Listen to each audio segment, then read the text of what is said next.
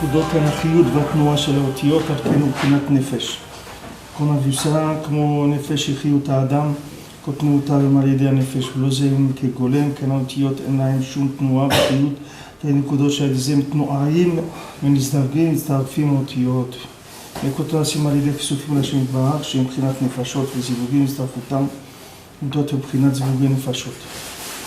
Donc on a vu que les lettres, elles avaient un mouvement, c'est-à-dire elles commençaient par avoir un mouvement et aussi elles pouvaient avoir une union et elles pouvaient aussi s'assembler.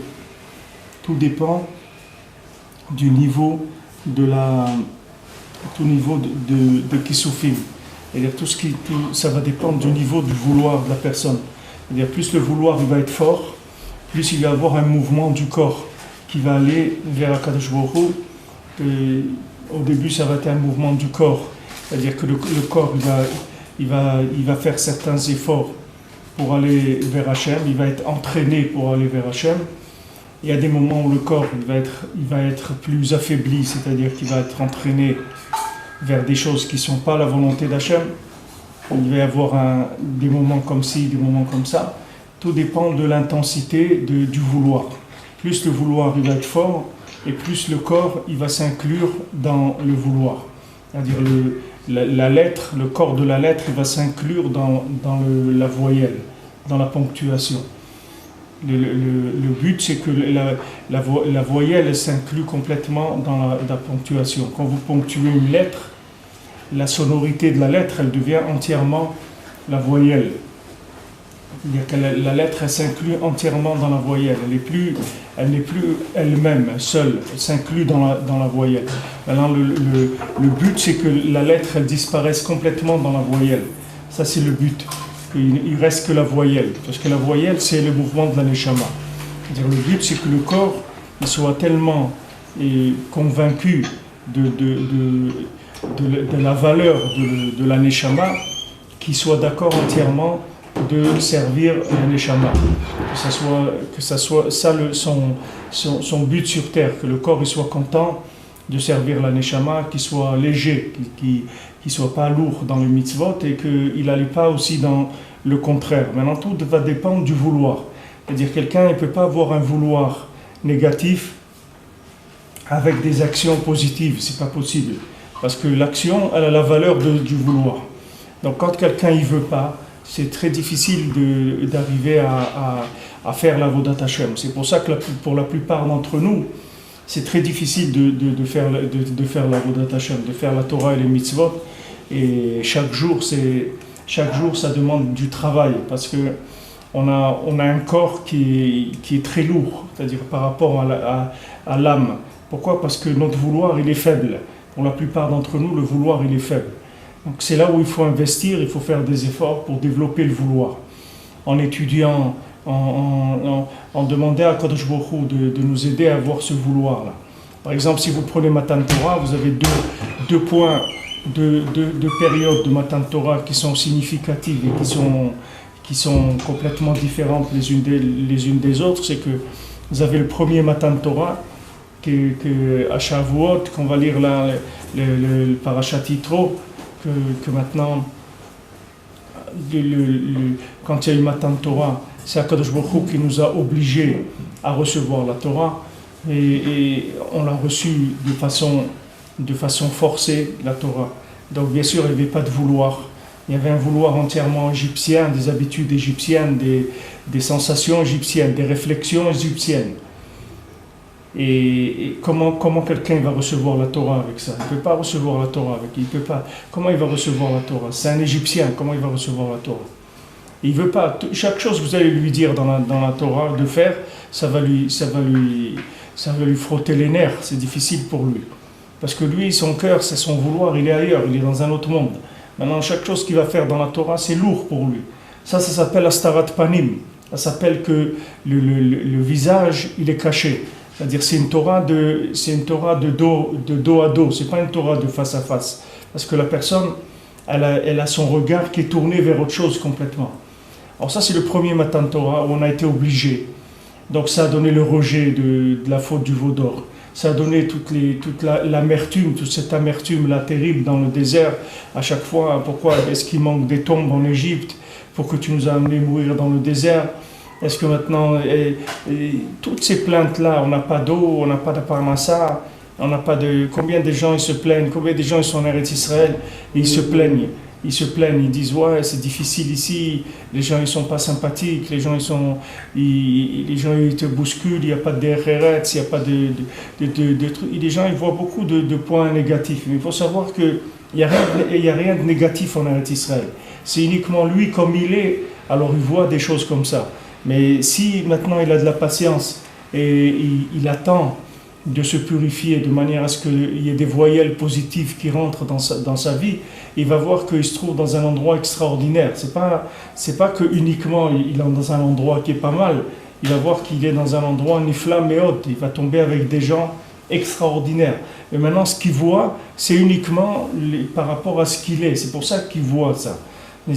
Comme dans le désert, ils étaient dans une aventure extraordinaire, ils étaient portés par Moshe Rabbeinu, il y avait des miracles sans arrêt, il y avait la colonne, la nuée qui les protégeait, il y avait le puits de Myriam, il y avait la manne, il y avait des choses extraordinaires, les vêtements, ils ne s'usaient pas, il n'y avait pas de maladie, c'était quelque chose d'extraordinaire, l'aventure du désert, c'était Nifla Meod.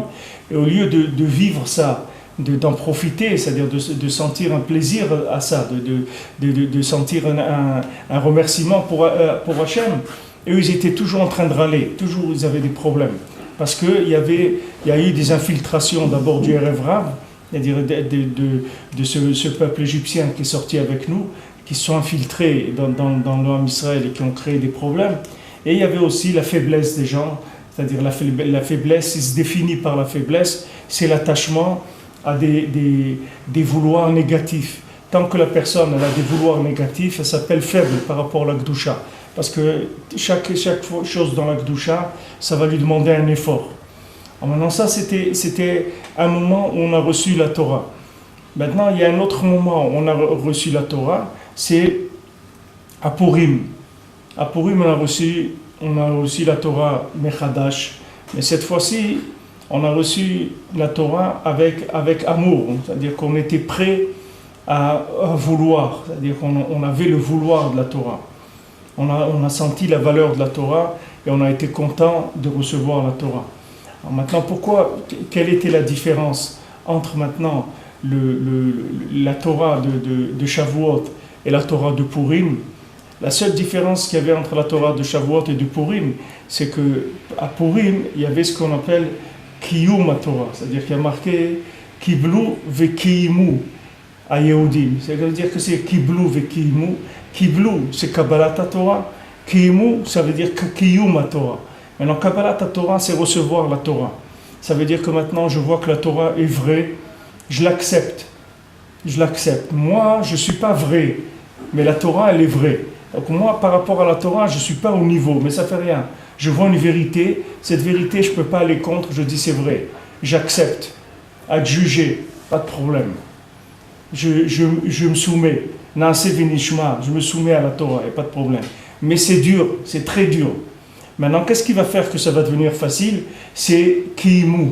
Kiimu, ça veut dire que maintenant, ils ont reçu le moyen, comment faire la Torah pour quelqu'un qui est à la base, qui est malade. C'est-à-dire que comment un Égyptien il peut faire la Torah? Comment quelqu'un qui sort d'Égypte, que sa tête elle est pleine de scorpions, de choses qui sont pas, qui ont rien à voir avec la Torah, comment quelqu'un comme ça il peut faire la Torah? Alors il y a eu des moyens qui se sont révélés à Purim. C'est pour ça que Rabbeinu dit que avant tous les commencements ils se faisaient à Pessah. Parce que toutes les mitzvot, on dit que c'est Zecher Letziat Mitzrayim. On fait toutes les mitzvot par rapport à la sortie d'Égypte.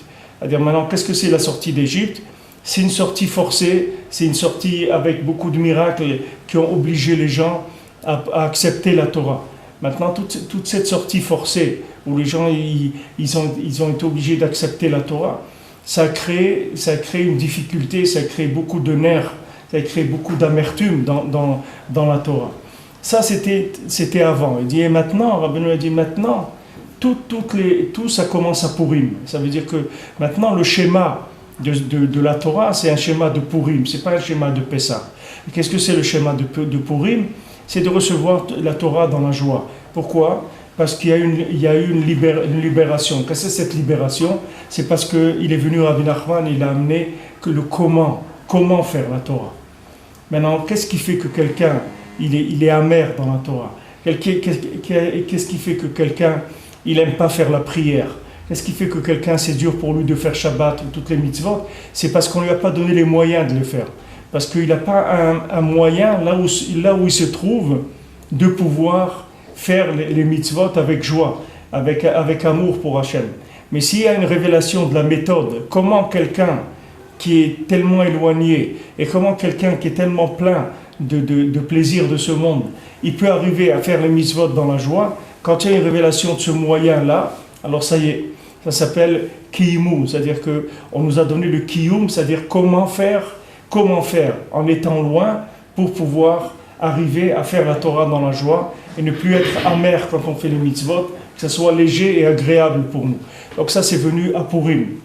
Pour ça que, vous voyez, dans la Torah on a dit que celui qui donne la tzedaka, il reçoit 6 brachot. Et celui qui va réconforter le pauvre, il va recevoir 11 brachot. Mais on a dit normalement c'est 7 et 12 qu'il doit recevoir. Pourquoi 7 et 12? Parce qu'il y a 7 constellations et 12 astres.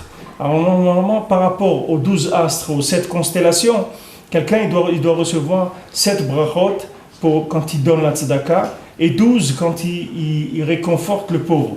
Non seulement il lui donne, mais il le réconforte aussi. Alors maintenant pourquoi il manque une?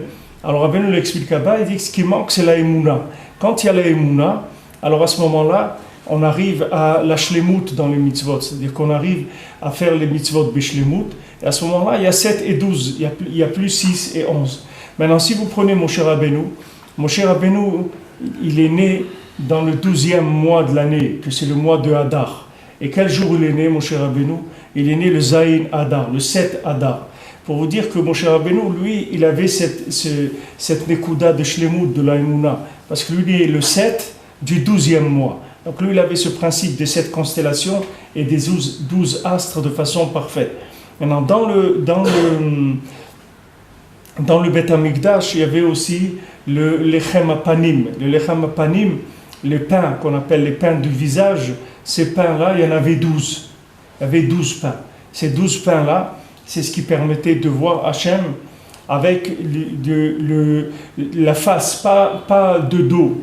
Pas tourner le dos à la Gdusha. Tourner le dos à la Gdusha, ça veut dire que c'est difficile. Ça veut dire comme quelqu'un, il dit, je me traîne. C'est-à-dire, et quelqu'un, il se traîne, pourquoi? Parce qu'il ne voit pas de face. Alors, Rabbeinu l'a rapporté dans la Torah, que je vous l'ai dit à Abraham Avinu, et taler les fanaï, marche, va vers mon visage. Ne va pas en arrière, va en avant. C'est-à-dire que maintenant, quand tu vas faire Torah et Mitzvot, tu vas les faire Betsimcha, tu vas les faire en voyant la présence d'Hachem.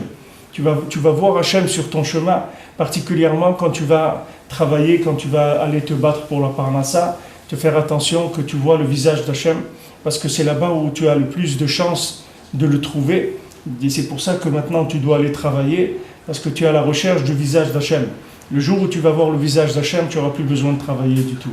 Tu vas voir que tu vas passer dans un niveau où il y a d'autres personnes qui vont travailler pour toi. Tu n'auras plus besoin de travailler parce que tu vas faire partie des gens qui ont le col de Yaakov, la voie de Yaakov. Il va y avoir maintenant des Yadaïm et des Esav. C'est aussi pourquoi ils ont fait tellement d'écoles sanitaires en Eretz Israël, parce que les Maasé, ils travaillent dans des call centers pour des entreprises qui se trouvent un peu partout dans le monde.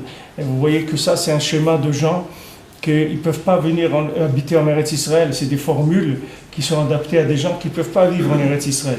Combien de gens qui travaillent dans ces call centers, ils ne savent même pas parler une phrase en hébreu, ils ne savent rien du tout. Et pourtant, ils vivent ici, leurs enfants ils sont dans des écoles, etc. Et ils ne savent pas parler l'hébreu. Et Hachem, il leur a mis en place un système que même maintenant, qui font pas partie, comme on dit, du terroir, ils ne font pas partie du pays. Et pourtant, Ils peuvent vivre ici, avoir une parnassa, élever des enfants, etc. Alors qu'ils sont des millions d'années-lumière d'Eretz Israël, dans ce qu'ils sont eux-mêmes. Alors Hachem, il leur a mis sur un système de Kol Yaakov, c'est-à-dire que ça leur permet d'utiliser le principe de la voix par rapport au principe des mains. Alors que s'ils étaient dans les mains, ils devraient se trouver à l'extérieur, comme Esav. Esav, c'est écrit, c'est un Ish Sadeh. Esav, c'est un homme de l'extérieur. C'est-à-dire, c'est pas un homme d'Eretz Israël, c'est un homme de l'extérieur d'Eretz Israël. Donc même maintenant, si quelqu'un, il a un niveau de Esav, parce que lui, la preuve, vous voyez que la langue de sa Neshama, il ne peut pas la parler. Combien de gens qu'il y a ici, vous voyez combien d'années ils habitent ici, vous allez dire une phrase, ils n'arrivent pas à faire. Ils sont en train de parler l'hébreu comme quelqu'un qui vient d'atterrir dans le judaïsme il y a 3 jours. Ils n'arrivent pas à parler l'hébreu. Non, ils n'arrivent pas à parler l'hébreu. Quand quelqu'un n'arrive pas à parler une langue, ça veut dire qu'il est étranger, il n'arrive pas à s'intégrer dans cet endroit-là. Pourquoi ? Il est complètement à l'envers par rapport à l'endroit.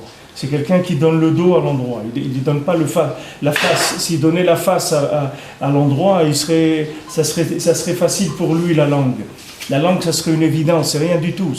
Une langue, c'est rien du tout. Si quelqu'un il est branché sur l'endroit, la langue, c'est rien du tout à apprendre. Si quelqu'un il est quelque chose, alors une langue, elle coule. Quand vous apprenez les langues, on vous dit, il ne faut pas réfléchir en français. Il ne faut pas faire de la traduction dans votre tête de la langue. Il faut réfléchir dans la langue du pays. Mais comment quelqu'un va réfléchir dans la langue du pays ? Il ne comprend rien du tout pour l'instant. Alors il faut être, quand la personne elle est, alors la langue elle est facile. Mais regardez Hachem les chassadim qui fait. Des gens qui ne sont pas aptes à être ici, ils arrivent à fonder des foyers ici, ils arrivent à avoir des enfants ici, que oui, ils apprennent l'hébreu, ils apprennent la Torah, etc. Tout ça, c'est des chassadim niflaim, de kiyum à Torah.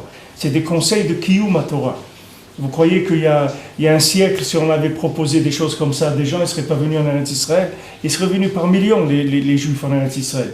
S'il y avait eu des solutions aussi faciles, aussi adaptées à leur faiblesse, à leur handicap.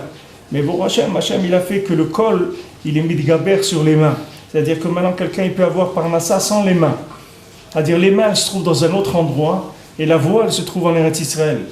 Et la personne, elle utilise la voix pour avoir une parnassa. Sauf cette parnassa, elle arrive à des mains quelque part. Que ce soit en France, ou en Belgique, ou au Canada, ou n'importe où, elle arrive quelque part. Il y a des call centers américains aussi qui sont très développés. Il y a des centaines de gens qui travaillent, des centaines de gens qui travaillent. Aux États-Unis aussi, il y a beaucoup de gens ici qui travaillent pour les États-Unis par téléphone. Ça, c'est un chesed d'Hachem. Ça, c'est un exemple. Vous voyez que la voix, elle a pris le dessus sur les mains. C'est-à-dire, les mains, elles sont quelque part, et la voix, elle se trouve dans Eretz Israël. Donc ça, c'est un signal que la voix, elle prend le dessus sur les mains. C'est-à-dire que maintenant, il y a une avancée, que la voix d'Yaakov, elle domine les mains de Esav. C'est-à-dire que Esav, il se met au service de Yaakov. C'est quelque chose qui ne s'est jamais vu dans l'histoire de l'humanité. Ce qu'on est en train de vivre. Malheureusement, on est endormi et on n'arrive pas, la plupart d'entre nous, à profiter des merveilles qu'on est en train de voir. Les gens, quand ils lisent l'histoire de la sortie d'Égypte, ils sont émerveillés. Ils disent que, waouh, comment c'était nifla et tout. Mais un jour, ils vont lire l'histoire de notre histoire à nous et ils vont s'émerveiller encore plus que l'histoire de la sortie d'Égypte. Parce que ça, que quelqu'un il travaille en France, alors que le bonhomme, c'est un pur camembert, 100%. Vous le voyez, c'est un camembert ambulant.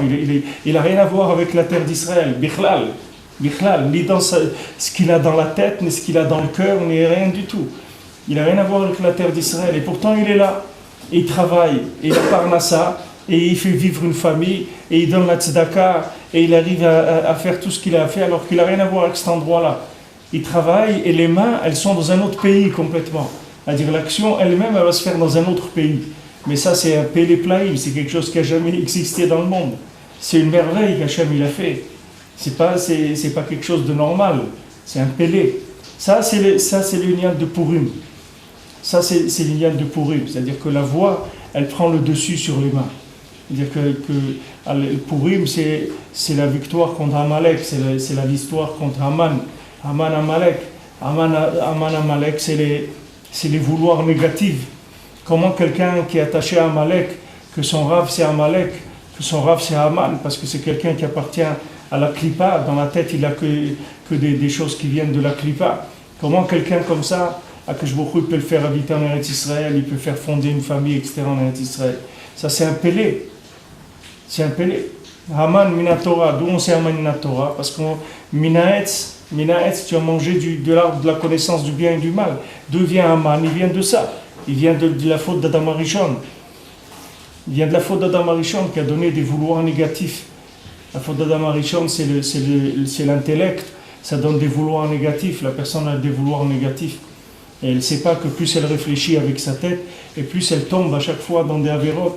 Elle fait des avérotes tout le temps parce qu'il réfléchit, il utilise son cerveau. Alors que son cerveau, il est complètement pourri par des choses qui n'ont rien à voir avec la Torah. Alors quelqu'un, il faut qu'il commence à vider son cerveau, à purger, à enlever tout ce qu'il y a dans son cerveau, à épurer son cerveau, à étudier la Torah. Maintenant, qu'il commence par des choses simples. Si maintenant il n'arrive pas à étudier des choses qui sont très, très avancées, il peut lire déjà le Tanakh en français. Bon, il y a des Tanakh en français, vous avez tout le Tanakh, toute l'histoire du Ham Israël, vous avez en français. Vous pouvez lire, il y a le Shulchan Aruch, le Kitzur en français, il y a beaucoup de choses qui sont en français. Mais au moins, même si quelqu'un n'étudie pas l'hébreu, il ne sait pas encore étudier la Gemara, mais au moins il peut commencer à nettoyer son cerveau en rentrant des choses qui sont déjà de la Torah, plutôt que de réfléchir avec des poubelles qu'il a dans la tête. C'est mieux qu'il commence à apprendre un petit peu la Torah. Rabbi Nathan dit que tous les gens qui sont tombés, c'est des gens qui veulent comprendre des choses alors que leur cerveau, qui sont complètement encore intoxiqués par de la klipa. Et ils veulent comprendre des choses, ils ont des questions, ils veulent comprendre des choses. Mais c'est normal qu'il y ait des questions, tu ne peux pas vivre cette chose-là. C'est une merveille qu'Hachem il te fait sortir d'Égypte alors que tu es un Égyptien gamour. Et Hachem il te fait quand même sortir d'Égypte, tu dois être content et tu dois commencer à purifier ton cerveau avec des vouloirs positifs. Combien il faut demander à Kadosh Baruch Hu que Kadosh Baruch Hu il nous donne des vouloirs positifs, parce que c'est l'enfer. La personne qui vit la Torah comme ça avec des vouloirs négatifs, c'est un enfer pour lui, parce que chaque fois qu'il veut quelque chose de négatif, il se crée plus d'amertume dans le kiyum de la Torah.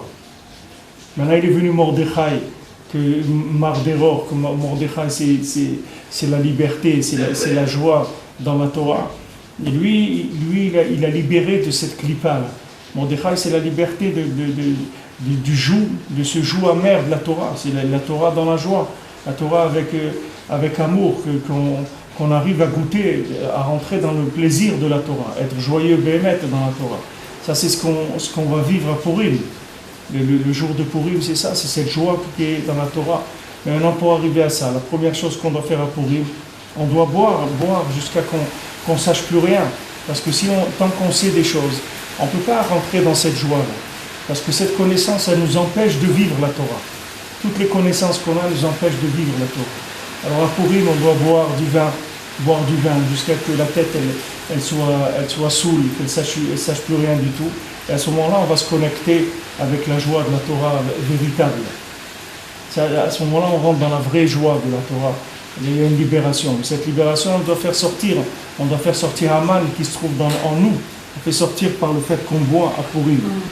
Alors maintenant, tout ce principe-là, c'est un principe de rapport entre les lettres et les voyelles. Plus maintenant, il va y avoir un vouloir positif, des développements de choses positives, plus les lettres, elles vont être légères. L'homme, il va être léger. C'est-à-dire sa Torah, elle va être légère. Sa vie, elle va être légère. Elle ne va pas être lourde. Quelqu'un vous lui dit, il faut te lever à Chatzot. Tu vas dormir 2 heures, 3 heures, 4 heures, tu vas te lever dans la nuit, tu vas faire Tikkun Chatzot, tu vas faire un peu de Bodedut, tu vas étudier un peu de Mishnah, mais il ne peut pas se lever, il ne peut pas sortir de son lit. Il ne peut pas. Pourtant, si vous le prenez quand il est réveillé, vous lui dites, est-ce que tu voudrais te lever à Chatzot? Lui, il est d'accord, c'est-à-dire vous lui dites, c'est ce que tu signes une pétition, qu'il faut se lever à Chatzot. Il dit, ouais, je signe, il n'y a pas de problème. Et quand il vient maintenant le moment de Chatzot, il a mis un réveil, son corps c'est une lettre morte, il ne peut pas la lever, il n'arrive pas à la lever, parce qu'il n'y a pas assez, la voyelle elle n'est pas assez forte. Maintenant il ne faut pas se décourager, il faut savoir que la lettre elle est très lourde, parce que la voyelle elle a pas encore, c'est pas encore développé. Et d'un autre côté aussi, le corps il est plein d'intoxication, il est devenu plus lourd. Donc il va falloir du temps. Mais le jour où il va lever son corps, c'est fini après. Une fois qu'il va lever son corps, c'est terminé. Plus jamais il aura besoin ni de réveil, ni de rien du tout. C'est terminé, ces choses-là. Parce que ça y est, le corps, il devient un serviteur de l'âme. Ça y est, c'est fini. Le corps, il est là, il va participer à tout, et il va avoir les forces de tout faire. Et il n'y aura pas de problème, parce que son corps, il devient animé par la neshama, pas par l'intellect. Pas par l'intellect et les passions de ce monde. Alors que tant que quelqu'un, il est dans la schizophrénie, il est dans l'ambivalence, c'est-à-dire qu'il a une double vie, c'est normal que c'est dur pour lui les mitzvot. Vous lui dire il faut se lever à Chatzot. Alors beaucoup de gens ils posent la question, ils disent oui mais si on est réveillé jusqu'à Chatzot. Mais ça ne vaut rien du tout d'être réveillé jusqu'à Chatzot. Ça ne vaut rien, c'est quelque chose qui ne vaut rien du tout. Donc du début de la nuit jusqu'à Chatzot, c'est rien que des clipotes, c'est le monde de la clipa. Hachem il a donné ces 6 heures-là, il a sorti des étoiles jusqu'à Chatzot, il a donné ces 6 heures-là à la clipa, c'est 2 heures de clipa. Le plus tôt on peut aller dormir, le mieux c'est. Tout le union de Chatzot, c'est comme un thermomètre. Si quelqu'un veut savoir quel est son équilibre entre son âme et son corps, quelqu'un veut savoir où il en est. Comme quelqu'un se pèse, il veut savoir combien il pèse. Maintenant, si quelqu'un veut savoir combien son âme elle a d'influence sur son corps, alors il n'a qu'à se coucher et mettre son réveil et voir 2-3 heures après s'il arrive à se lever. Et s'il n'arrive pas à se lever, c'est que pour l'instant le patron chez lui c'est la viande, il est encore à Rungis là-bas, il est encore dans la viande, il n'a pas commencé encore la neshama, elle n'a pas commencé à bouger encore. Alors il ne faut pas se décourager, mais il faut savoir qu'on est loin, c'est tout. Mais ça va venir, quelqu'un qui continue à travailler, qui continue à vouloir. Il y a des tfilotes, il y a une tfila qui se fait avant d'aller dormir dans le Kriyat Shema à la Mita pour se lever à Chatzot. Il y a plusieurs prières même pour avoir le mérite de se lever à Chatzot. Si quelqu'un il fait ça et qu'il mitrazek, il va arriver un jour où la neshama elle va prendre le dessus. Dès que la neshama elle a pris le dessus, c'est terminé, pour la vie c'est terminé. Il n'aura plus jamais besoin de faire des efforts. Il va se lever automatiquement, il n'y a plus besoin d'efforts. Mais les gens ils croient que ça va toujours être dur comme au début, mais c'est pas vrai. Et ça c'est valable pour tout. Je vous prends l'exemple de Chatzot parce que c'est un exemple qui est évident. Et combien de gens ils souffrent de ça et ils ont de la peine parce qu'ils n'arrivent pas à se lever. Ils sentent cette schizophrénie en eux. Ils se disent mais comment c'est possible que je crois dans des choses et j'arrive pas à les faire. On dit attends, parce que l'âme qui va te donner la possibilité de faire cette chose-là, elle n'est pas née encore en toi. Alors elle va naître avec ton vouloir, avec ta prière. L'âme, elle va naître. Une fois que l'âme va naître, ça y est, tout va marcher. Et ça, c'est un principe général. C'est le principe de Shalom Bayit, c'est le principe de la Parnassa, c'est le principe de la santé, c'est c'est le même principe. Tout, c'est le même principe. Quelqu'un, il n'a pas de Shalom Bayit. Pourquoi ? Parce que son niveau de rapport avec sa femme, c'est un niveau primaire. C'est un niveau de corps. Comme on dit, Shtok et Goufo. La femme, c'est comme son corps. La femme, c'est une lettre, il faut l'animer. L'homme, c'est la voyelle de la femme, il faut qu'il l'anime. Alors maintenant, si quelqu'un s'est préparé à son zivoug par la prière, c'est-à-dire que maintenant, c'est écrit dans Shukran Aour que quelqu'un il doit prier pour son zivoug. Quelqu'un, même si son zivoug, il le trouve pendant les 9 jours de Tisha B'Av, il doit quand même se fiancer, même si pendant les 9 jours de Tisha B'Av, il doit se fiancer. Pourquoi ? Chez Eloya Kedimenu Acher, pour qu'il n'y ait pas un autre qui va le devancer. Mais les Chaora, on dit mais chacun est né avec son zivoug, il est né avec sa conjointe. Comment ça se fait qu'un autre il va le devancer ? Il dit non, quelqu'un il peut le devancer avec la prière. Quelqu'un il peut le devancer avec la prière. Quand il va le devancer avec la prière, c'est-à-dire que quelqu'un il peut fabriquer avec sa prière une voyelle, que cette voyelle-là, elle va entraîner un corps qui était prévu pour quelqu'un d'autre. C'est-à-dire une femme qui était prévue pour quelqu'un d'autre, quelqu'un il va la prendre grâce à sa prière. Parce qu'avec la prière, elle va faire des voyelles. Ces voyelles, elles vont pouvoir animer un corps qui était prévu pour quelqu'un d'autre. C'était pas pour lui. C'était pour lui, c'est quelqu'un d'autre qui l'a prise avec les rachamim, avec la tfila. Maintenant, quand quelqu'un il trouve son zivoug, alors des fois, quelqu'un il est tellement loin dans la voyelle qu'il n'arrive pas à se marier, il n'arrive pas à trouver son zivoug. Pourquoi ? Parce qu'il n'a même pas commencé à fabriquer une voyelle. Donc comme il n'a pas commencé à fabriquer une voyelle, il ne peut pas trouver la lettre qui correspond à cette voyelle, puisque maintenant, il n'y a pas de rapport entre la lettre et la voyelle. Maintenant, il va commencer à prier, à demander à Kadosh Baruch Hu, Hachem, donne-moi mon zivoug. Il commence à prier. Alors, quand il va commencer à avoir un début de voyelle, alors il va trouver la lettre. Mais maintenant, quand quelqu'un il démarre à ce niveau-là, c'est-à-dire au niveau mamash de point de départ, alors d'abord il tombe sur une femme, que cette femme-là, elle est mitnagadetlo, elle est contre lui. Elle est contre lui, elle ne laisse pas tranquille. Elle ne laisse pas vivre, Bichlal. Elle ne laisse pas tranquille. Tout ce qu'il fait, elle lui dit le contraire. Tout ce qu'il fait, elle dit la même chose, ton corps. Ton corps, toi tu dis demain on fait la prière à 6h. Tu dis attends, tu vas voir demain. Tu vas voir. À 9h, tu vas pas te lever. Tu vas voir ce que je vais te faire. Ouais, lui il dit demain on me le réveille, 6h, on attaque. D'accord. Tu as des projets, ok, tu vas voir ce qui va se passer demain matin. Et les masses, le matin, elle se lève à 9h ou 10h ou 11h. Pourquoi? Parce que le corps il a pris le dessus. Parce que la voyelle qu'il a, elle est trop faible, elle ne peut pas lever le corps. Maintenant, dans l'autre sens aussi, est-ce que ça veut dire que la lumière qu'il a reçue, c'est pas une lumière qui lui correspond?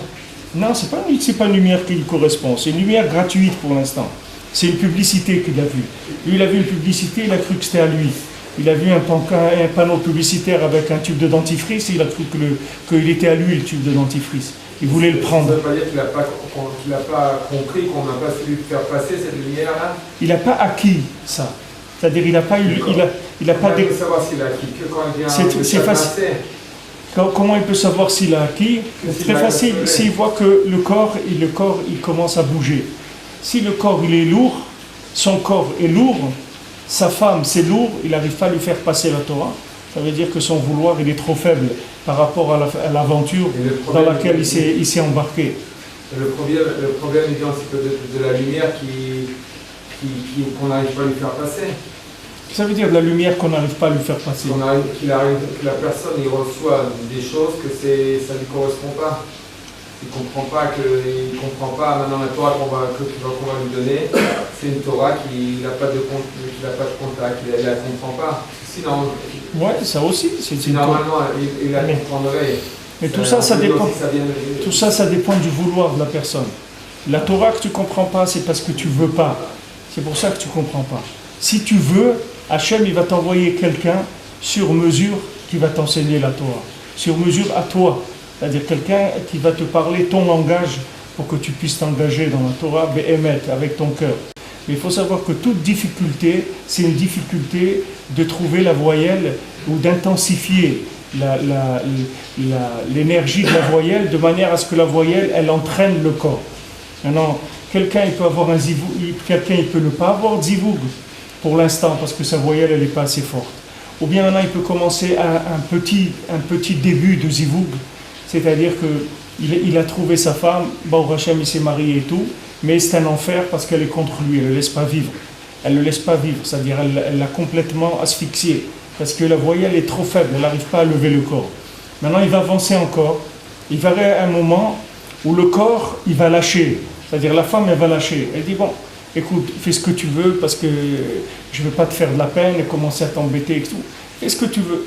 Tu veux aller étudier, tu veux faire tel travail, tu veux faire ça, tu veux qu'on déménage, fais ce que tu veux. Alors ça déjà c'est un niveau où la voyelle il va avoir un respect entre la lettre et la voyelle. Et après il va y arriver à un autre niveau, ce qui s'appelle zivoug. C'est-à-dire zivoug, ça y est, c'est que maintenant la lettre, elle est rentrée dans la danse et elle dit écoute, il fait comme ça, va là-bas, ne perds pas ton temps avec les enfants, ne perds pas ton temps avec ça, moi je vais m'occuper de ça et tout. Toi, prends ton temps pour faire ce que tu as à faire, tu veux prier, tu veux étudier, va faire ce que tu veux faire. Ça y est, le corps il a commencé à danser avec la voyelle, complètement. Alors c'est des niveaux de zivoug, c'est tout. Ces niveaux de zivoug, ils dépendent des niveaux de ration de la personne. Combien je veux. Parce que les massés, que ce soit cette femme-là ou une autre, ça ne change rien du tout. Ça ne change rien. C'est vrai que maintenant quelqu'un il peut avoir une autre femme que c'est plus facile. Mais qu'est-ce que veut dire c'est plus facile? C'est-à-dire que si maintenant c'est plus facile par rapport à ce qu'il est lui, alors à quoi ça sert? Si maintenant quelqu'un dans un pays, pour gagner aux Jeux Olympiques, il faut faire un saut à la perche de 5 mètres. Lui, il n'arrive pas à sauter 5 mètres. Il va trouver un pays où les Jeux Olympiques, il faut sauter 2 mètres. Alors il va aller être là-bas, il va être champion parce qu'il met les mains à ses lui, il saute 2 mètres maintenant. Alors qu'avant, il était en train de viser 5 mètres, ça n'a rien à voir. Parce qu'on n'est pas dans ce monde pour chercher la tranquillité. C'est le but de la vie, c'est pas la tranquillité. Le but de la vie, c'est de faire le tikkun qu'on est venu faire. C'est ça le but de la vie, c'est pas la tranquillité. C'est pas de chercher une femme avec qui je vais être tranquille, c'est pas ça le but de la vie. Le but de la vie, c'est que la femme qu'on m'a envoyée, c'est celle-là, et c'est pas facile, et c'est souvent désagréable, et c'est tout souvent amer, et c'est souvent à l'envers, mais pour l'instant, il y a une adaptation entre la lettre et la voyelle. Quand maintenant l'intensité de la voyelle va augmenter par le vouloir, par la prière, par la demande à Kadosh Baruch Hu de donner l'énergie de Neshama, alors à ce moment-là, vous allez voir que la lettre, elle demande qu'à suivre, c'est tout. L'être, elle demande qu'à suivre. Comme le premier jour, pourquoi ils se sont mariés? Pourquoi ces gens-là, ils se sont mariés? Il n'y a personne qui les a obligés à se marier. Ils se sont mariés parce qu'à un moment, ils ont vu cette lumière-là. La lumière, qu'est-ce que ça sera le jour où la voyelle et la lettre, ils vont danser ensemble. C'est ça qu'ils ont vu. Et à ce moment-là, ils ont dit ça va être super, etc. Alors ils sont engagés. Maintenant, après l'engagement, chacun il se met à sa place. Et quand chacun il se met à sa place, on voit à quel niveau on est. Et la personne, elle voit qu'elle est loin. Elle voit qu'elle est très loin. Très très loin. Parce qu'elle n'arrive pas à lever sa femme. Quelqu'un n'arrive pas à soulever sa femme, à la rendre joyeuse, à la faire participer à la Torah, etc. Ça veut dire que pour l'instant, il n'a pas le vouloir qui correspond à la lettre qu'il a reçue. Pour l'instant, il n'a pas assez de vouloir. Alors, il ne faut pas perdre le temps à essayer de ratiboiser la lettre, parce que c'est pas ça. Lui, maintenant, il a reçu une femme qui a un nun sophite, il veut la rendre un yud pour que ce soit plus facile, il veut ratiboiser la lettre. Comme ça, il peut la lever plus légèrement. Mais c'est pas comme ça c'est pas dans ce sens qu'il faut chercher. Il faut chercher dans le sens de développement de l'âme. Cette femme-là, comme elle est, c'est ça mon travail, c'est tout. Je dois lever ça. C'est ça mon but. Je dois arriver à donner de la vitalité à cette lettre-là. C'est ça mon but sur Terre. Maintenant, comment je vais faire? Voilà, la méthode, elle n'est pas difficile. Il y a du travail, seulement il y a du travail. Il faut travailler, il faut utiliser sa parole, il faut utiliser son vouloir.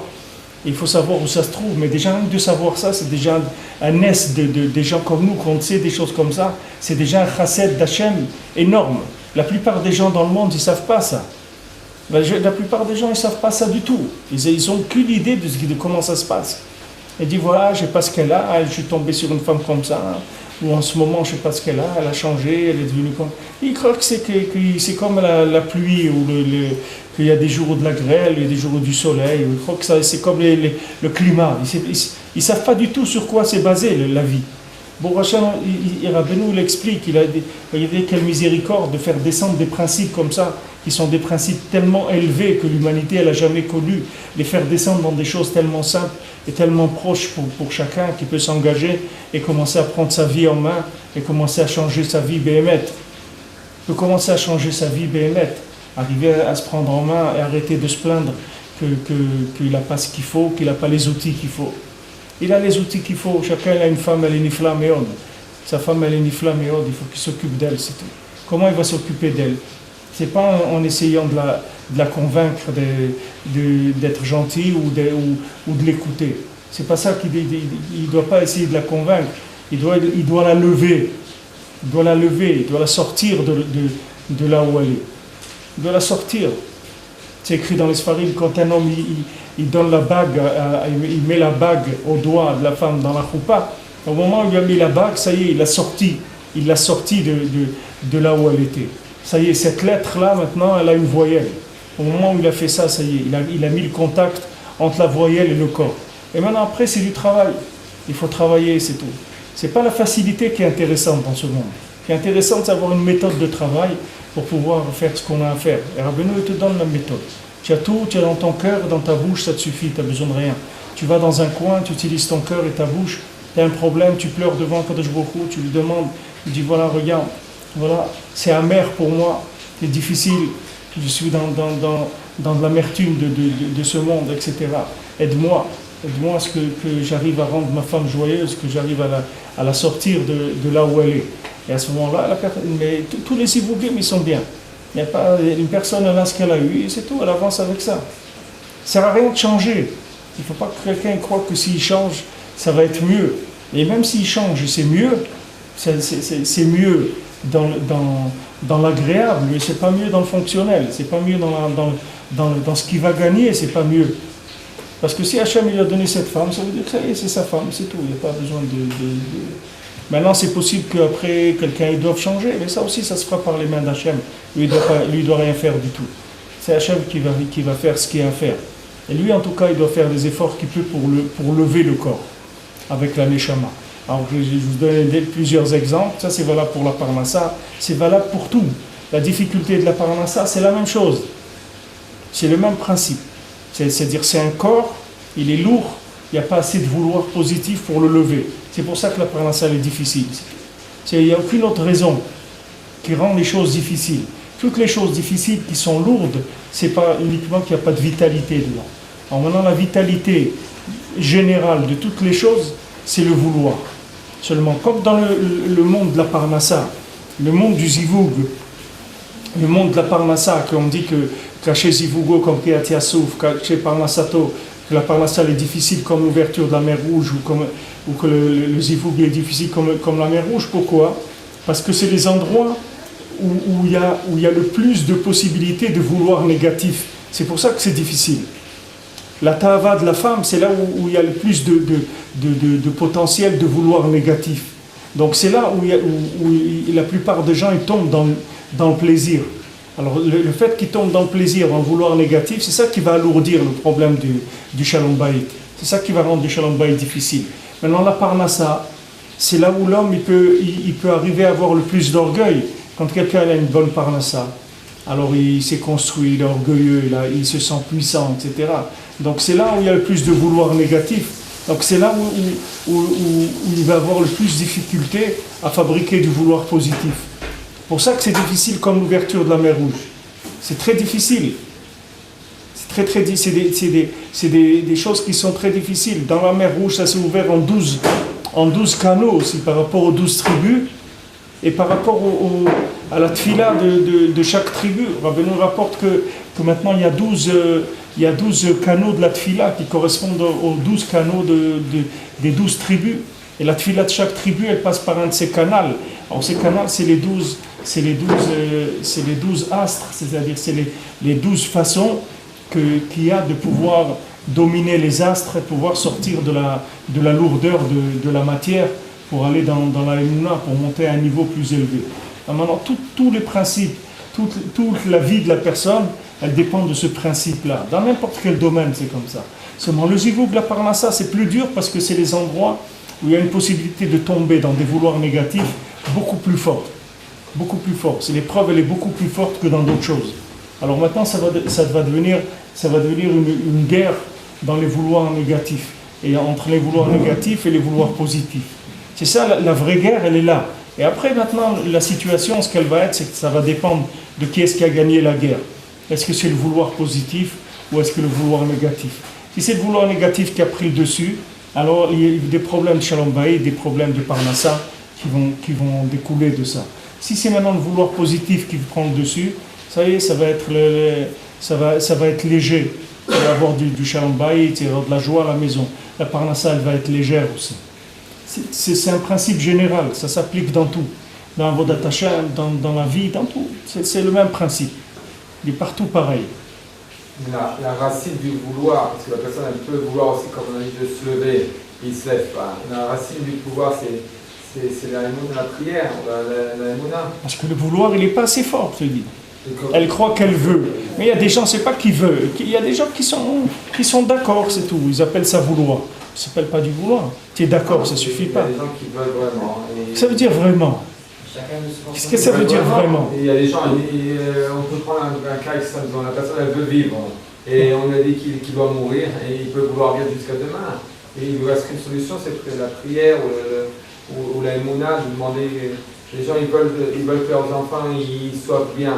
Ils sont dans Yad Shamayim, tout ça. Le gosse il veut faire ce qu'il veut.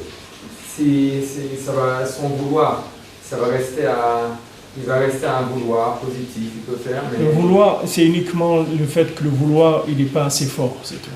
Ça veut dire la situation... Le vouloir, c'est pas encore un système du sechel, le vouloir... Le vouloir, il n'a rien à voir avec le sechel. Le vouloir, ça n'a rien à voir avec le sechel. Compris, donc ça rien... Non, c'est pas parce que tu as compris que tu veux. Tu peux avoir compris et tu veux pas. Tu peux avoir compris et tu veux pas. Il y a quelqu'un, tu lui fais comprendre que pour lui d'arrêter de fumer, c'est bien. Et il va te dire, j'ai compris, mais je veux pas. Il veut pas. Quelqu'un regarde tout ce qu'ils font les gens pour arrêter de fumer. Alors c'est tellement simple d'arrêter de fumer, tu t'arrêtes, c'est tout.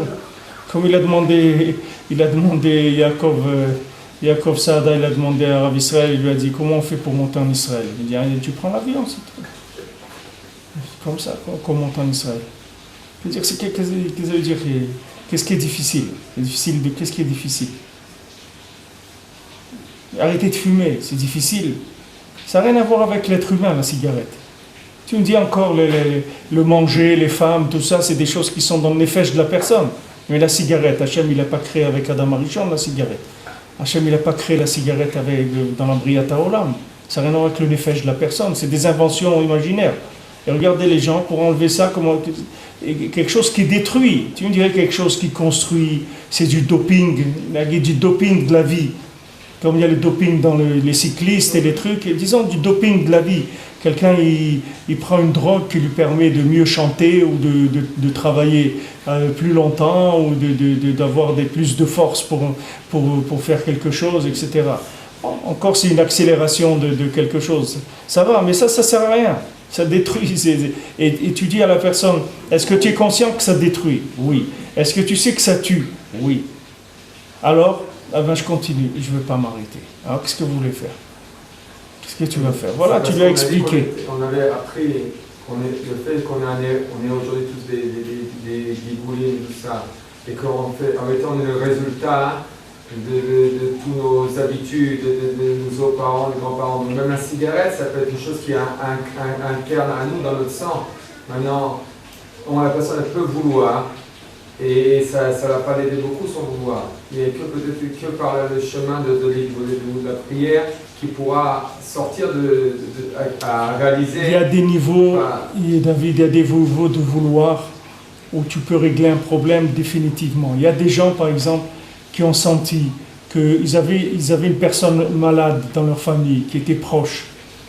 Ils ont senti à un moment, ils ont dit à Kadosh Baruch Hu, voilà, regarde, si tu sauves telle personne, tu lui donnes la santé, moi je m'engage, j'arrête de fumer. Et ça a marché, la personne elle a guéri. Pourquoi? Parce qu'à un moment, il y a un tel amour pour quelqu'un, il y a une telle volonté de vouloir sauver quelqu'un, que la personne elle est prête à miser cette chose-là. C'est-à-dire elle arrive à un niveau de vouloir où elle peut enlever cette chose-là pour la vie, à un moment. Mais on ne peut pas faire toute la Torah comme ça. C'est pas qu'on ne va pas tuer la moitié de la planète pour que quelqu'un il arrête de fumer, il arrête de ci, il fait ça. On ne peut pas faire ça. On ne peut pas avancer que comme ça dans la vie. Mais il y a des fois où les gens se sont trouvés dans des situations très difficiles et ils ont fait un neder. Et ce neder-là, ils sont arrivés à l'appliquer. Pourtant, c'est très difficile, mais seulement ils ont senti qu'à un moment, il y avait un échange à faire avec quelque chose. Il y avait un rav ici à Breslev, le rav Bergstein, à la Vachalom, qui est niftar il y a quelques années, qui a créé la yeshiva de Breslev de Bnei Brak. Lui, il était en Sibérie. Et il a vu que ça y est, ça allait terminer pour lui. Alors il a fait le neder, il a dit à Kadosh Baruch Hu, si tu me sors d'ici et je monte en Eretz Israël, je te promets, je fais une yeshiva, et toute ma vie, je consacrerai pour enseigner la Torah aux jeunes. Et il a été sauvé, et il est venu en Eretz Israël, et il a fait ça. Il a vécu comme ça toute sa vie, même jusqu'à la fin, il s'est occupé de sa yeshiva de Breslev de Bnei Brak. Mais ça, c'est un moment, il y a une ouverture. Tu vois qu'une personne, elle peut s'engager à des choses énormes par rapport à... tu vois que les maasés, cette personne-là, ce monsieur-là, ce Rav Bergstein, tu vois qu'il était capable de faire une yeshiva. Que ça faisait partie de ses capacités. Maintenant, pour arriver à déclencher le vouloir de ça, il a fallu qu'il se retrouve en Sibérie, dans les camps de la mort, c'est-à-dire qu'il voit la mort en face, et à ce moment-là, il s'est engagé à faire ça. Donc pour lui faire sortir ce vouloir, il fallait cette situation-là. Tu vois que la personne, elle peut arriver à des choses très très grandes. Une personne, elle peut arriver à arrêter de fumer en une seconde. Par un problème comme ça. Une personne, elle voit quelqu'un malade ou qu'elle a des difficultés, quelque chose, elle dit je m'engage Hachem, si tu fais sortir cette personne-là, moi je m'arrête de fumer. Tu vois qu'elle peut. Qu'est-ce qui manque? C'est le vouloir. Maintenant, il arrive une situation qui provoque un vouloir tellement fort que le problème il est réglé. Et il ne faut pas en arriver là. Il n'y a pas que on n'est pas que avec, on ne va pas travailler que le SAMU toute notre vie. C'est-à-dire que nous, on a besoin de fonctionner normalement, pas avec que des interventions comme ça de violence. Il faut évoluer normalement. Alors quand tu vois une situation qui est bloquée, qui ne marche pas, il faut rentrer de la prière. Même tu vas dans les hôpitaux, tu vas voir que la plupart tu vas voir que la plupart des gens qui sont malades, tout le problème dans les hôpitaux, c'est d'arriver à donner envie aux gens de vivre. C'est-à-dire que c'est ça, pourquoi on les rend joyeux, on essaye de leur remonter le moral. Ils te diront, les médecins, que la plus grande partie du soin de la maladie vient du moral de la personne. Quand la personne ne veut plus vivre, tu peux faire ce que tu veux, ça ne sert à rien. Ça ne sert à rien. Parce que ça y est, le vouloir de vivre, il n'existe plus. Combien des gens ils arrivent à un âge où ils ne veulent plus vivre? Et toi, tu es en train de te casser la tête à aller trouver des médicaments, des trucs, etc. Mais la personne ne veut plus vivre. À quoi ça sert? Tu es en train de tourner en rond. Quand est-ce que le médicament il marche? C'est quand la personne elle veut vivre. À ce moment-là, tu peux trouver un médicament qui va le soigner. Comment Mais comment on prend conscience de qu'est-ce qu'on est capable de faire ou pas? Vous avez dit. Voilà, je t'ai dit. C'est une très grande chose. Tu vois des choses. On va des fois le pousser.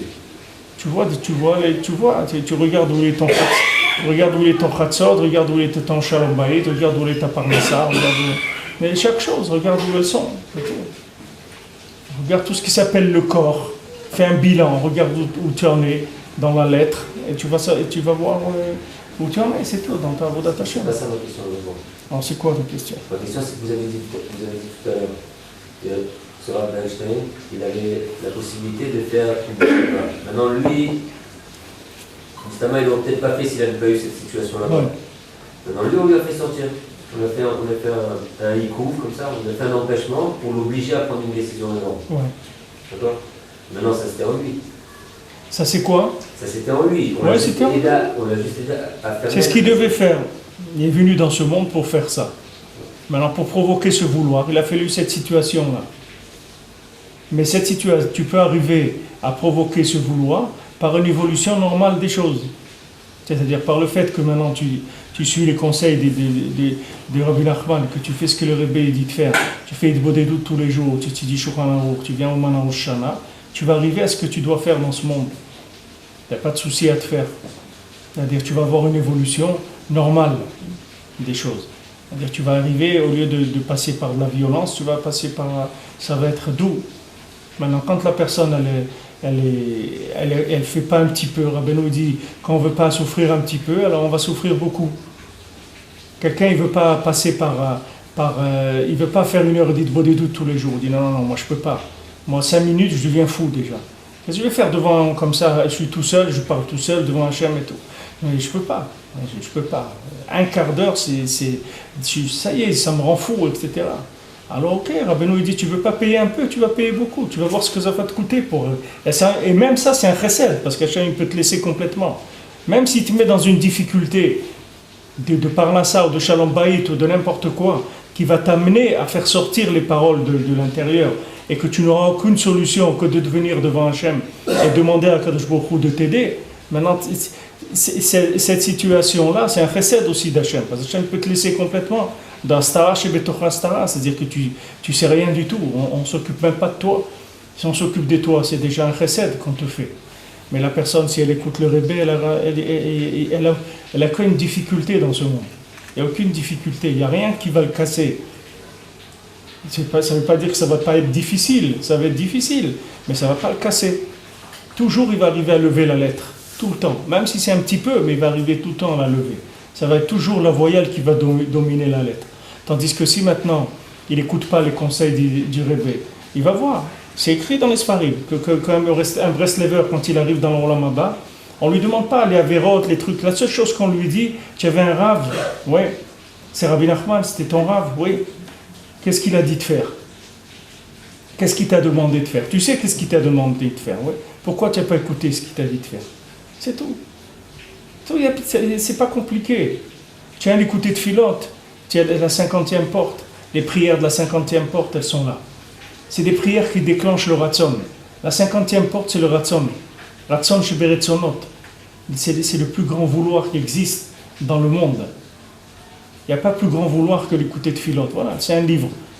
Là, tu as dedans des prières qui réveillent le vouloir. Même un mort, tu lui fais lire ces prières-là, il va avoir envie de vivre. Voilà, tu as des solutions. Maintenant, si tu ne les fais pas, qu'est-ce que tu veux qu'on fasse? Tu ne les fais pas. C'est sur ça que tu vas donner les comptes. Parce que le reste, c'est les conséquences de ça. C'est tout. Le Rebbe, il a donné des outils, il a amené des choses qui sont des médicaments extraordinaires et qui ne sont pas difficiles. Il n'y a rien de difficile. Ce que Rabbi nous l'a dit de faire, c'est le plus facile qui a jamais existé dans le monde. Il y a pas, plus facile que ça n'a jamais existé. Rabbi nous l'a fait descendre au plus facile. Mais ce plus facile-là, il faut que tu le fasses. Parce que si tu ne fais pas ça, tu ne peux pas lever ta vie. Tu ne peux pas lever, parce que n'oublie pas que tu viens demander quelque chose, que Al-Pidin lo magia alecha, tu viens demander quelque chose, que d'après le din, ça ne te revient pas.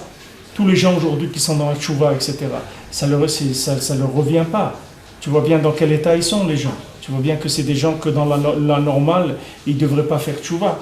Tu vois bien que des gens dans la normale, ils ne devraient pas être en Eretz Israël. Comme je disais tout à l'heure, quelqu'un vient en Eretz Israël, il ne sait pas parler l'hébreu. On fait des call centers, il appelle là où il appelle, il a Parnassa, il peut vivre en Eretz Israël normalement, alors que tu vois que la personne par rapport à Eretz Israël, c'est un martien, elle n'a rien à voir avec Eretz Israël. On l'accepte, on lui dit viens, voilà une Parnassa sur mesure, allez viens. Viens, ok, alors on ferme les yeux, mais fais quelque chose. Ok, on t'a donné tout ça, fais quelque chose. Au moins dis merci, passe 5 minutes par jour à dire merci Hachem, que tu m'as donné ça. Tu m'as donné une possibilité à moi, un camembert ambulant, tu m'as donné une possibilité de vivre en Eretz Israël. Merci mon Dieu, au moins ça. Mais si même ça, il n'y a pas, alors qu'est-ce que tu veux? C'est dur. Après, c'est dur. La terre, elle est dure, la femme, elle est dure, la parnassa, elle est dure, la vie, elle est dure. Tout est dur, très très dur. Parce que la personne, elle ne veut pas lever la lettre, elle ne veut pas faire ce qu'il faut. Elle ne veut pas rentrer dans le vouloir. Elle ne veut pas rentrer dans le remerciement, elle ne veut pas rentrer dans la joie de ce qu'on lui a donné déjà. Bon, Hachem, quelqu'un il a été sauvé malgré lui. C'est la même chose, papa, le vouloir et la joie de ce qu'on a donné. C'est bien sûr, c'est lié, c'est valable. C'est des choses qui sont ensemble, c'est des choses qui travaillent ensemble. Parce que la joie de ce qu'on t'a donné, c'est déjà une reconnaissance que la Torah c'est quelque chose de bien. Maintenant, même si tu sens qu'on t'a donné ça de façon gratuite, que tu n'étais pas capable de le payer, mais au moins tu es reconnaissant. C'est pas que même sur ça tu commences à insulter les gens qui t'ont sauvé. Tu comprends? Tu étais en train de te noyer. Ok, tu voulais te suicider. Tu étais en train de te noyer. Mais quelqu'un qui t'a sauvé, il t'a fait sortir, il t'a donné. Tu dis quel est le problème? Pourquoi tu as fait ça? Il dit voilà, j'ai fait ça parce que j'étais énervé, j'ai pas de quoi payer mon loyer, etc. Il dit bon, ok, voilà une maison, je te donne une maison, tu n'as plus de loyer à payer. Voilà, prends une maison. Ça va? Ouais, bon, mais quand même, il y a des trucs, tu commences à râler toute la journée. Il dit mais arrête-toi, calme-toi. Ça y est, on t'a sauvé. C'est vrai, on t'a sauvé malgré toi. Tu voulais rester en Égypte, c'est vrai, on t'a sauvé malgré toi. Regarde tout ce qu'on t'a donné, mais au moins un petit peu. Prends conscience un petit peu de la valeur des choses. Commence à rentrer dans du ratzon, dans du vouloir. Si maintenant tu ne rentres pas au moins dans un semblant de vouloir de la Géoula que tu as reçue, mais regarde, ça ne peut pas marcher. Au moins un petit peu de vouloir par rapport à la Géoula que tu es en train de vivre. Au moins participer un petit peu par ton vouloir. En disant merci, je suis d'accord. Sauvez-moi malgré moi, je suis d'accord. Je vais être très énervé, mais je suis d'accord, c'est pas grave. Tout ce que je vais énerver, ça ne tenait pas compte, parce que je suis malade. Mais je veux, malgré ça. Ça va être très dur, mais je veux quand même. Pourquoi? Parce que je sais qu'il n'y a que ça, de toute façon, il n'y a rien d'autre. Qu'est-ce que je vais faire d'autre? Je vais aller regarder des matchs de foot, que ça ne m'énerve pas. Et qu'est-ce que je vais faire dans ma vie? Voilà, c'est ça, le chemin, c'est celui-là. C'est dur, mais je veux. Et ne tenez pas compte parce que je vais m'énerver, je vais vous insulter, je vais crier, je vais faire beaucoup de choses pas bien, mais je vous le dis maintenant que je suis conscient que c'est pas moi. Quand vous verrez ces crises-là, c'est pas moi. Moi, voilà, je vous le dis maintenant ce que je veux.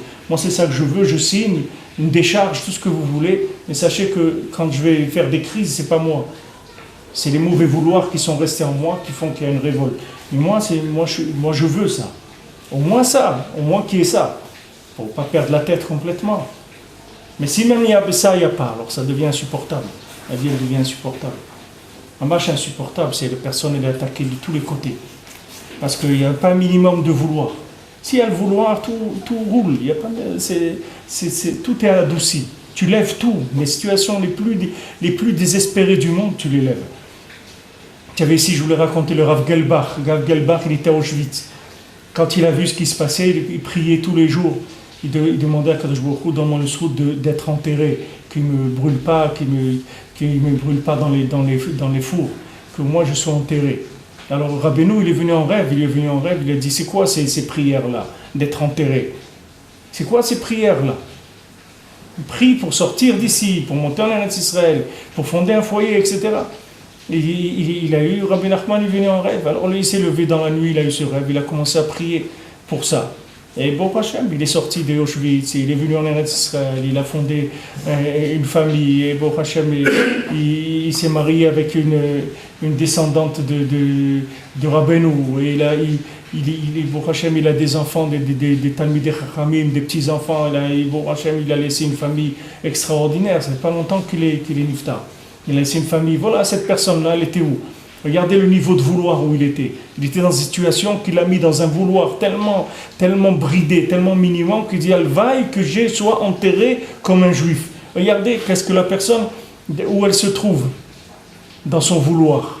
Tellement elle est asphyxiée par la situation. Alors que le vouloir, il est libre et il peut vouloir des choses beaucoup plus grandes que ces choses-là. Alors, il y a eu une intervention, son Rav il est venu, il lui a dit, qu'est-ce que c'est ces prières-là pour être enterré? C'est ça que je t'ai appris, la joie, de prier pour être enterré, mais prie pour sortir, ne prie pas pour être enterré. Alors ça, c'est le lien du vouloir, c'est-à-dire que la personne, elle a un vouloir qui est médiocre, qui est tout petit, mais ouvre le vouloir, demande des grandes choses, pourquoi tu demandes des petites choses? Demande des grandes choses, demande d'avancer, d'avoir de la Torah, d'apprendre la Torah, de faire des grandes choses dans ta vie. Pourquoi tu demandes des petites choses? Pourquoi tu te limites? Ouvre avec ce ration-là qui construit la vie de la personne.